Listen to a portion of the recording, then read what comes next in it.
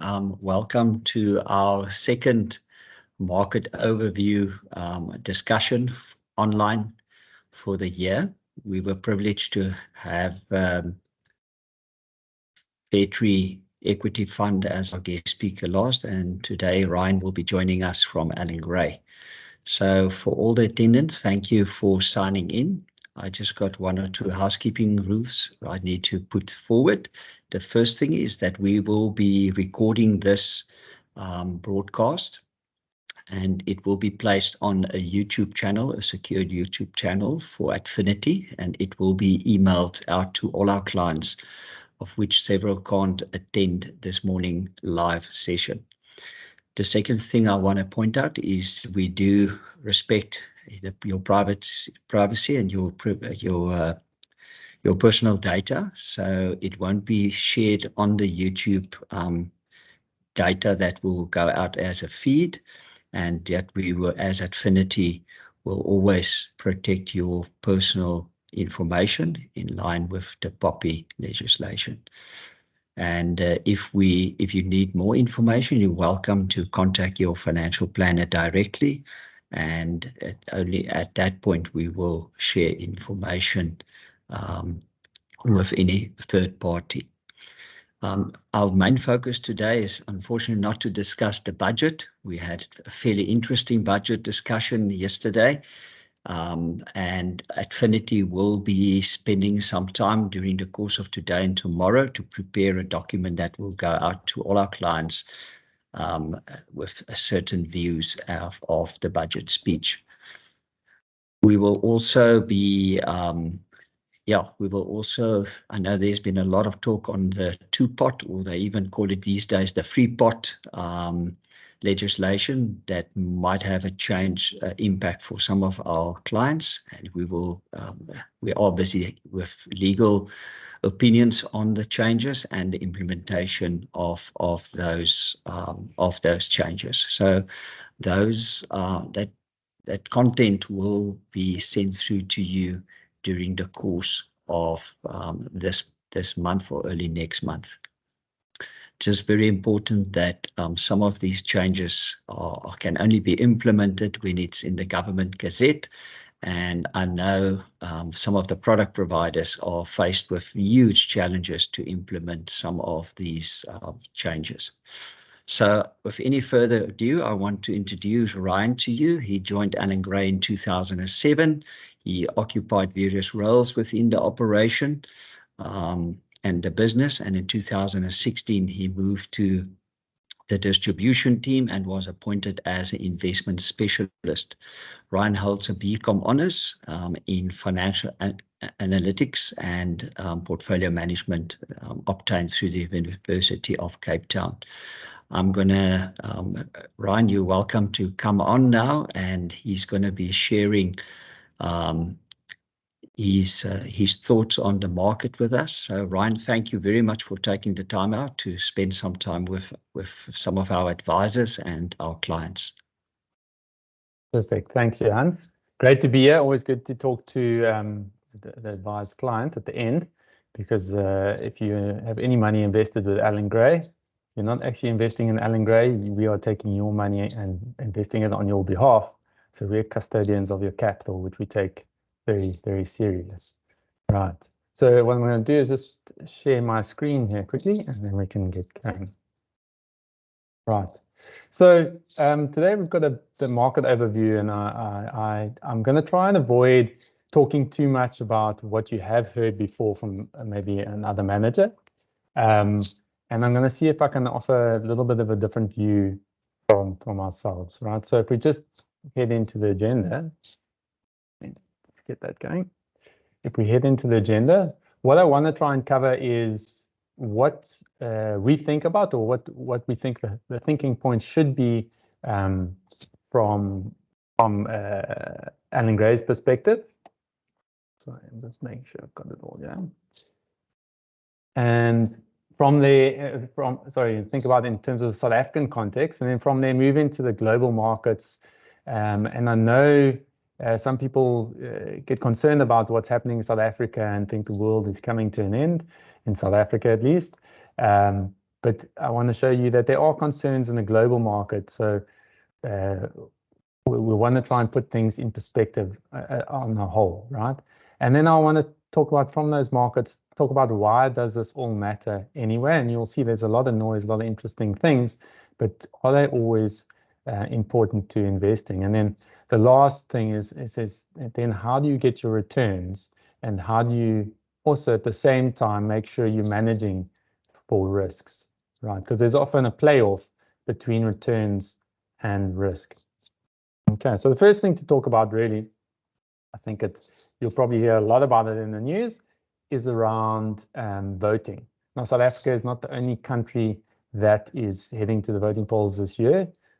Depending on which stats you read, it's over half the world, and many countries are heading to the voting polls. So very important year globally in terms of that.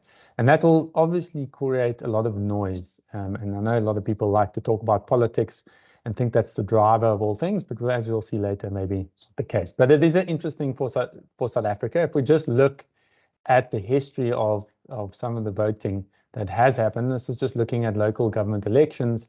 And what was the voter turnout in red there? So that's actual people that registered to vote. And you can see already a trend from 2011, went stagnant in 2016 when the population should essentially be growing. You should see that number going up. And even worse in 2021, that red bar came further down. But what is interesting is also then what actually happened in terms of votes cast. You can see 12 million in 2021 there versus 15.3 in 2016, right? So that's the first thing, is a bit of apathy coming from the public in terms of not turning up to vote. And then I suppose people could look at this and say, well, that's a worry for all the three big parties as they lose share. As you can see, the ANC, the DA, and EFF there on the far right, losing from what they had in 2016. However, this also could signal a more mature or maturing democracy, which is not necessarily a bad thing to see, right? So, depending on which political analyst you read, you'll see that the ANC share is probably to fall below the majority and sort of hit in anywhere in the sort of 45 to 50% of votes, right? And that could lead to a lot of coalitions, and that could lead to a lot of noise. So that's the first thing, just sort of our views.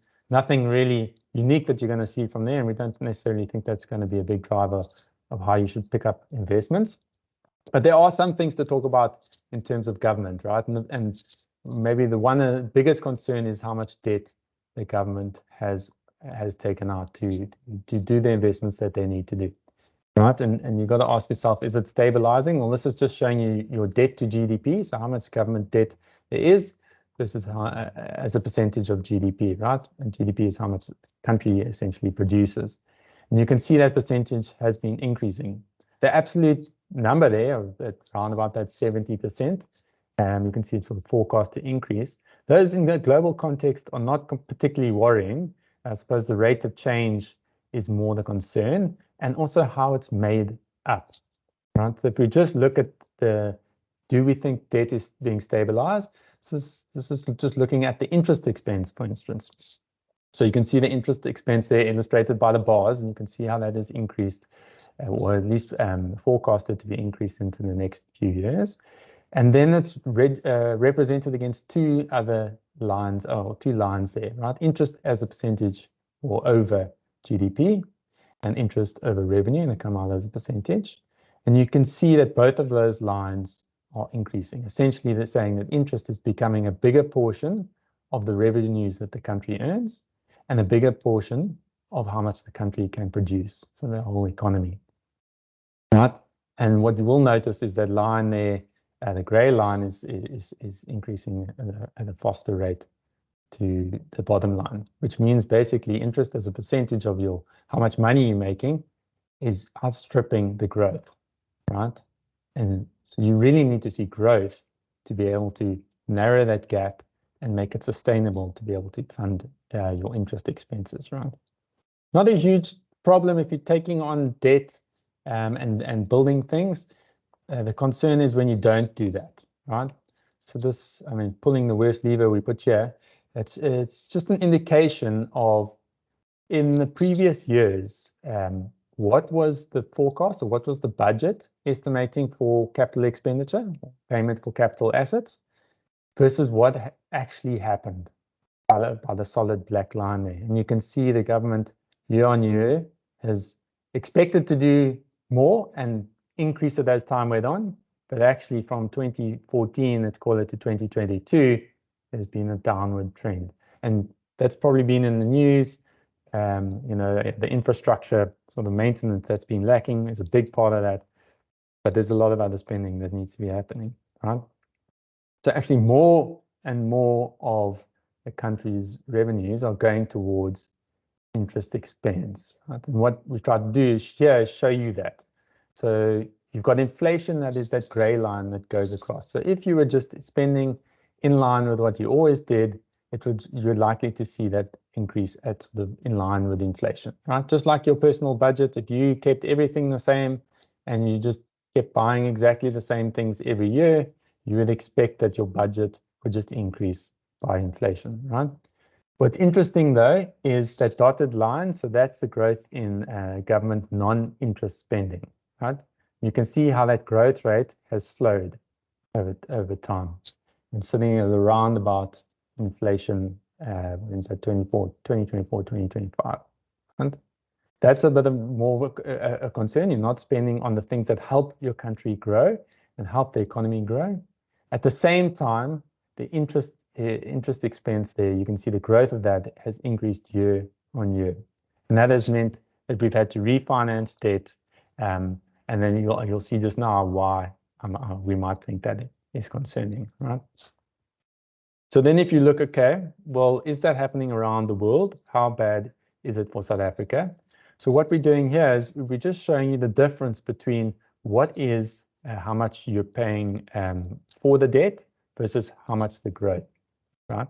So what did you charge on debt or rent on debt, and compare that to growth? And remember, I said if you can grow, then you can finance your debt, essentially like yourself. Think of it in your own budget. And you'll see South Africa there to the far right in the red bar. And with some interesting peers there of Brazil, Mexico, Colombia, who are the only other countries there above a positive amount. You really want to see that sort of around zero or even lower, because then essentially paying your growth rate is outstripping your demand for debt, right? So those are concerns. And why is that interesting? Well, it starts to price into assets, if you've heard that in the news ever. This is looking at it from a bond perspective, right? So bonds are one of the ways that government can get finances to be able to do the expenditures that they need to do. And this is a longer term government bond. And if the line goes up and to the right, it means the yields on that bond are increasing, right? What happens when the yields increase? The price of the bond is going down. You'll know when something's going down in price, it's usually to try and attract people to invest in it. So in bonds, you generally talk about yields going up to try and attract people, or they're factoring in saying, I wanted a higher return for the risks that I'm getting investing in this asset. So you can see that the slow deterioration of South Africa's context, you can see that the yield, people have just essentially expected higher and higher returns from South African government bonds, right? Again, not a huge concern if you've got buyers for it. At some stage, you would expect things to start to improve. One of the concerns for us because I mean, a yield at 11, 12% in a bond, that's a nice thing to buy if you lock that in. If you hold that bond to maturity, you're essentially going to get that return until the end. Our concern is who are the buyers for the bonds, right? Or even our equities. And this is just a line showing you the ownership of foreign ownership of South African government bonds, and putting some interesting times, like when we entered the World Government Bond Index, when Nenegate was, and US started hiking the cycle, interest rate hiking cycle, and that's when you can see foreign ownership start to drop off. And then eventually South Africa has downgraded and exited the WIGBY, and then the US has done quantitative tightening. So that downhill has largely got to do with stuff that's happened outside of South Africa. As you know, with the context of COVID and all of that, we know that people are necessarily wanting to take, if you call it, the risk off or reduce their risks in investment, and they've flocked a little bit more towards the US, which has increased interest rates over the last little while. So they've got a higher return for being in a sort of safer asset, if you can call it that. Okay, so yes, there's got some concerns. We really think that the biggest thing to cause a change in a lot of this is growth, right? So, and this is trying to give you an illustration on what a small change or difference in growth can mean for your country. So the black line is plotting the actual South African GDP. So as the economy has grown over time, you'd expect that to go upwards. But what would have happened if South Africa had grown at 5% real, 5% above inflation, right? You can see how that roundabout, what's that, 2013, the red line started to separate, but the telling thing is the number. As you can see, that's in rand billions. So that's essentially saying 3 trillion rand difference between what our actual GDP was and if we'd just grown a little bit faster. All right, so that can make a meaningful difference to your for your government situation and your debt to GDP ratios. Right? So that's sort of the macro environment. We do have to worry about growth, and the one thing that maybe is the biggest concern for growth is in South Africa, at least it's Eskom, because you need power to be able to run your business, right?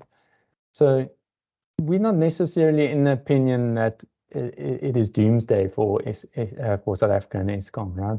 So if you look at these bars, the total of the bars is essentially how much total capacity Eskom has.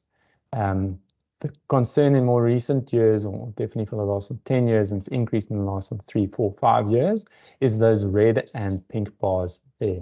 That's the unplanned and planned capacity losses, aka load shedding, right? So when your demand doesn't meet the supply, then they have to do load shedding to make sure that we don't trip the system eventually, right? EAF, or energy availability factor, is indicated here by the green bars.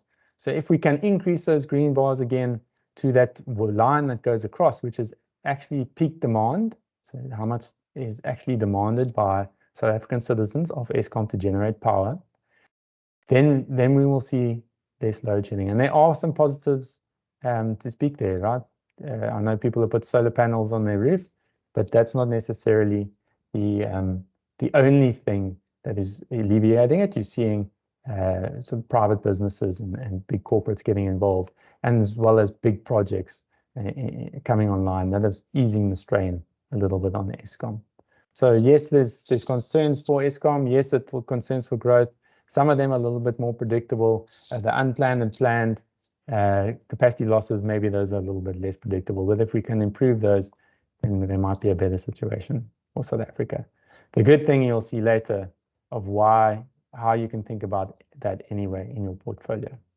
Right, so that's sort of South Africa in its context.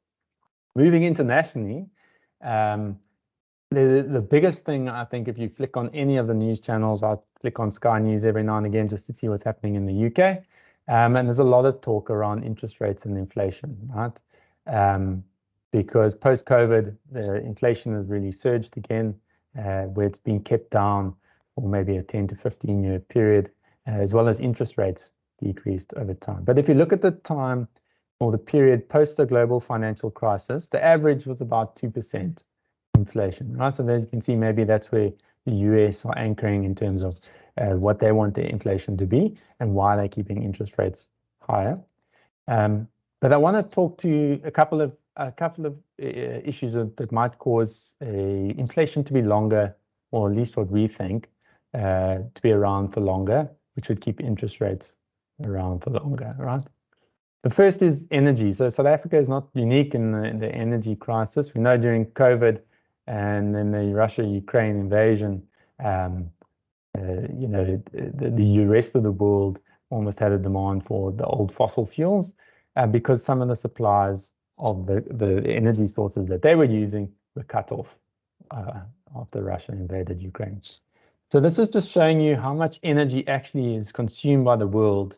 And interestingly, you'll see that the dark black, the black line, sorry, the dark gray and the lighter gray there are the main sources. That's coal, oil, and natural gas. The first thing to say is if we were to eliminate coal and oil, we'd be in a very, very dark place, literally and figuratively, because we wouldn't have a base load to support the power that is needed globally.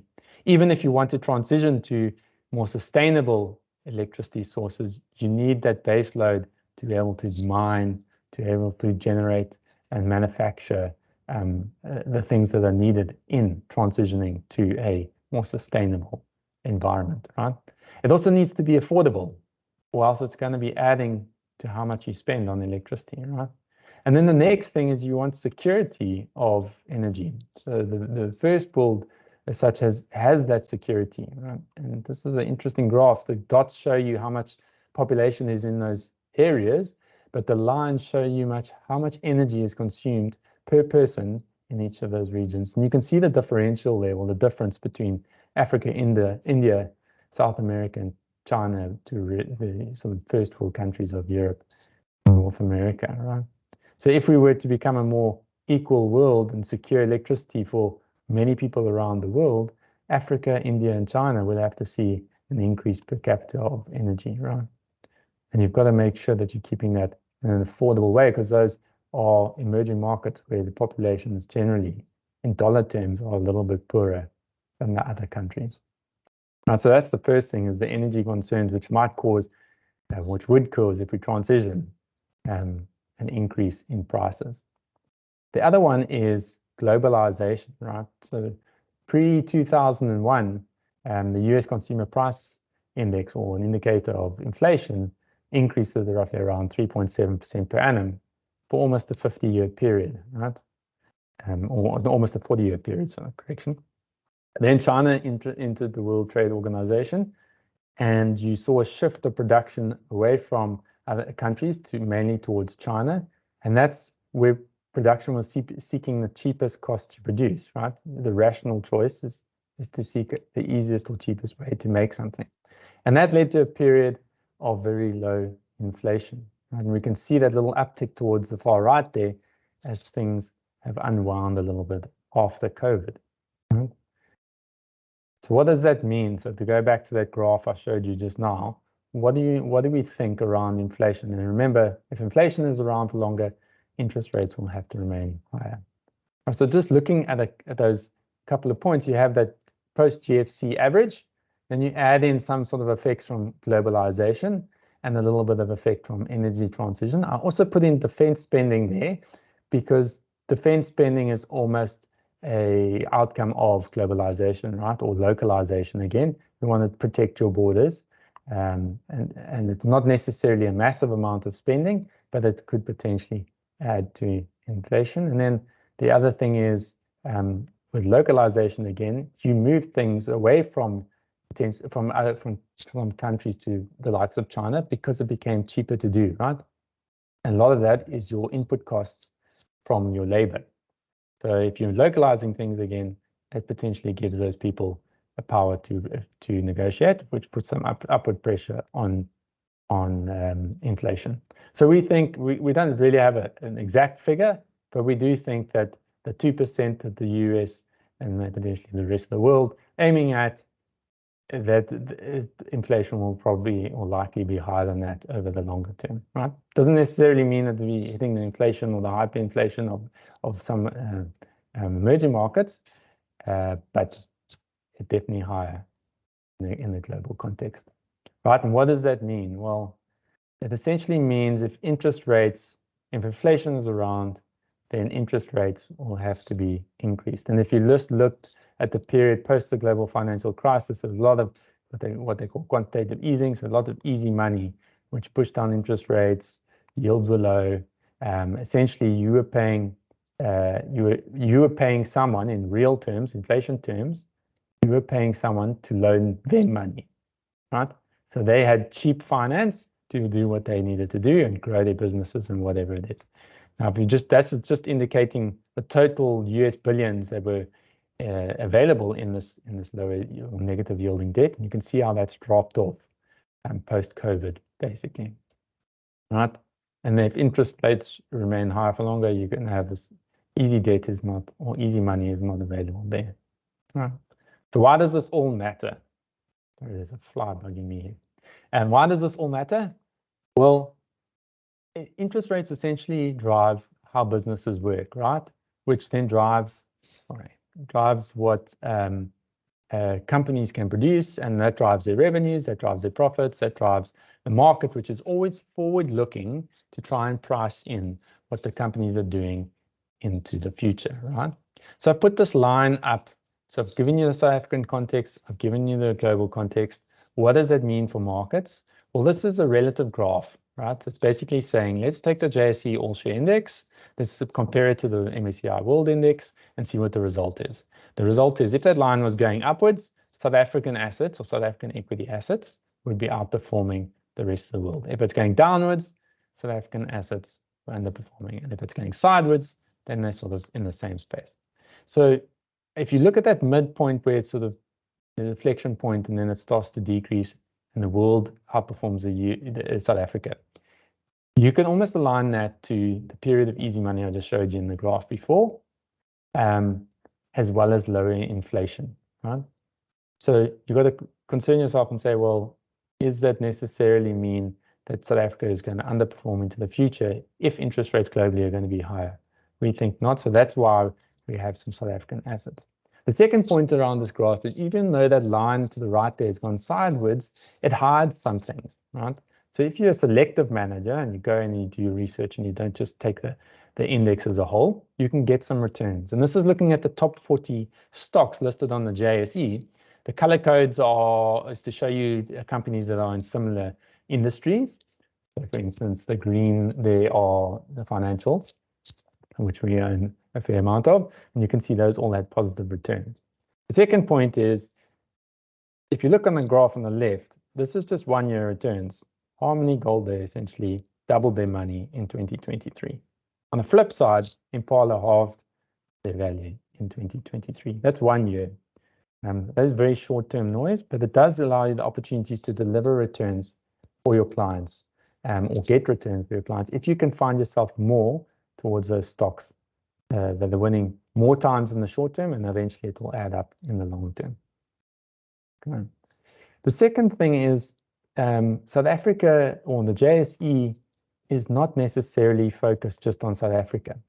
And I know there's often a rush to take money offshore when the news isn't good in South Africa, but that's not necessarily the case. So this is just taking the JSE and looking at it in its different components, and you can see there I've got large SA financials or SA Inc. and financials. Then you've got resources, multinationals, and last but not process. And you can see a large chunk of the JSE in those companies are actually companies that operate mostly outside South Africa, if not completely outside South Africa, but are just listed here. So when the JSE or negativity comes into the market and the JSE drops, people are saying these foreign companies are worth less today than they were yesterday, when that's not necessarily based on anything that drives their revenues and their profits, right? So the idea then is you diversified actually if you own some of the JSE stocks. So to throw their baby out to the bathwater and say, I just want to go offshore, not necessarily a good thing to do, right? Then even if you own some South African companies, so this is another relative graph, and this is to show you now mid-caps versus the JSE, right? So if the line is going now down and to the right, it means your mid-caps or your middle capital value of assets, so your mid-market caps or the smaller businesses, not the big ones, are included in this index, right? And that's where you find a lot of South African focused businesses. An interesting point here is if you look at sort of in June or July 2020, you can see the line is quite low, but then focus your eye over to the right, you'll see the line is as low, if not lower now. That's saying these companies are the well, where we're finding SA companies, they are being priced at a lower value than they were in COVID. Now, remember in COVID, some of these companies couldn't operate. You couldn't sell flip-flops. You couldn't sell rotisserie chickens. Be it what it may in terms of what you think about the policy, their businesses were hindered there. There's less hindrance now, but you're saying they're worth less than they were there relative to the rest of the market. So we think there's opportunities also then in South African focused businesses, but you do have to do your research to make sure that the market is mispricing them. Right, so that's all the South African assets. If you go internationally, the other risk of going offshore is potentially around concentration. Again, picking an index, right?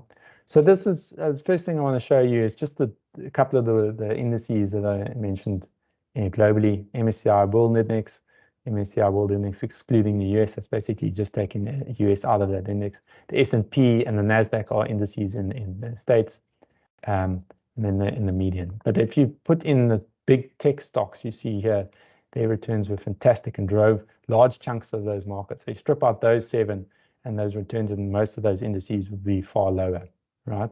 What's the concern for us around those 7? Well, can they continue to do the growth that they have?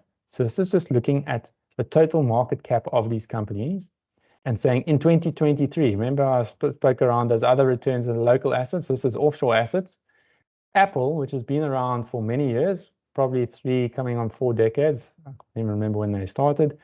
For that long period until the end of 2022, essentially, they grew their market cap to $2 trillion, right? And then just in 1 year, they added $1 trillion, right? I don't know about you, I didn't buy that many more Apple products. So do the revenues justify the extra market cap that the market is saying is value? And similarly for all those other companies. Our concern is whether that's sustainable into the future. If it's not, then you'll see those stocks underperform. Additionally, those companies become so big that your diversification risk picking an indices is you taking a massive bet on very few companies. And to give you an indication of how concentrated that is, they're those companies, and they're call those the JSE equivalents of those countries. That's the whole market for Japan, UK, France, Canada, and Switzerland. Every single stock in those countries, they make up the same market cap as those tech stocks, right? However, looking at the MSCI World Index for both of these those companies make up only 10% of profits. Those countries' markets make up 27% of profits. So you've got to think about, well, which one do you want? You want something that generates good profits, will come through into being paid out to shareholders, and that will effectively raise the stock prices over the longer term. Right. So that's how it affects the markets. What can you do about it, or more importantly, what does Allan Gray do about it? Well, we diversify the portfolio, right? Because yes, we have a view, but we will likely be wrong on a couple of them. So you got to manage your positions in the portfolio, right? So you get this is a multi-asset fund, the Allan Gray Balance Fund. You can see we've got a good mix of different asset classes there. You've got offshore assets, you've got South African shares listed here, and that are domestic business. You've got South African shares listed here that are foreign businesses. And then you've got some bonds, cash, and some exposure to precious metals there. So you diversify your portfolio as well as being quite selective in those areas to make sure that you're getting the potential of the best returns we can for our clients. And how have we done that? Or what's the result? What has been the outcomes? So just one quick slide on performance before I go into a summary. So get your questions ready as well, Johan, if you have any. The red bars here are Allan Gray's performance, and the gray bars are its benchmark. The benchmark here is all other balance funds in the CISA category. And you can see over 3 years, so that's not 13% over 3 years, that's 13% annualized over 3 years. And you can see how much we've outperformed the benchmark, being selective on the assets we picked. That's almost 3%. And they do that over the longer term, it leads to a significant difference for our clients. Yes, in the shorter term there, we've slightly underperformed the benchmark, but like I've shown you in some of the slides, you can see the short-term returns can be, they can hide a lot of information. You want to compound over the long term. Okay. So just going into summary then, there's likely a lot of uncertainty around. You're probably going to, if you listen to the news, hear a lot of noise, right?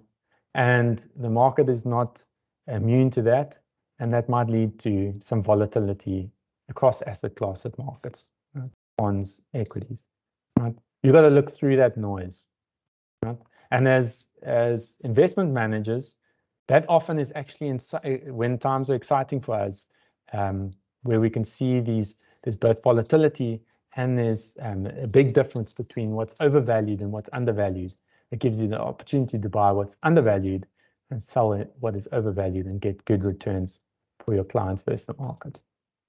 And then the last thing as a client, what we can try and encourage you to do is endure that volatility. And then if you can, you will likely be rewarded over the long term, particularly if you've picked a good manager that is able to ride out the short-term noise. Okay. Thank you. Jan, over to you. Thank you very much, Ryan, for your very nice presentation. I hope you're going to send us a copy of that. Definitely We will be forwarding this talk to our clients online through our Affinity YouTube channel. I think the important thing is often our clients, as financial planners as well, we want to prioritize our investment duration. And obviously, Allan Gray do offer an excellent money market account as well that is rated under the top money markets in South Africa that we also use. And you've got the spread of stable funds, balanced funds, and your more aggressive full equity local and offshore funds. So I think what's nice about the Allan Gray suite of portfolios is you can actually cater for clients' emergency funds, but also address a bit more of a cautious, moderate, and a more aggressive long-term investment outcome. So we always say, tongue in the kiss, Allan Gray looks at long-term investing, as you pointed out, but you do offer the full range of solutions. So thank you very much for your time and spending this morning with us, and hope to join you in the near future again. Thank you, Ron. Thank you. Thank you for the guests.